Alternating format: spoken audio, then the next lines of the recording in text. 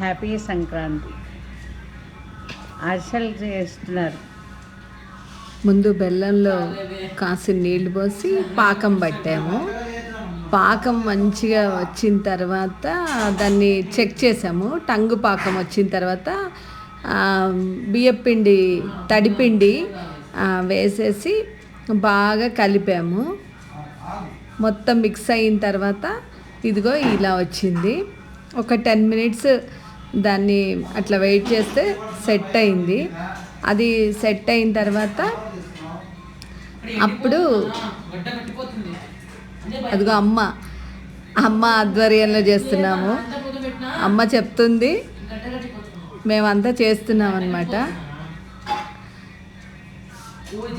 పాకము అదంతా అమ్మ చెప్తోంది, అప్పుడు చేస్తున్నాము.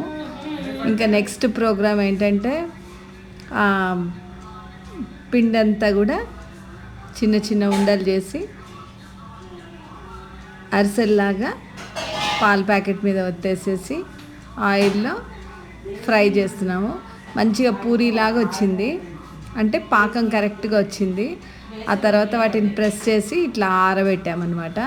సో ఫస్ట్ టైము అరిసెలు చేసాము.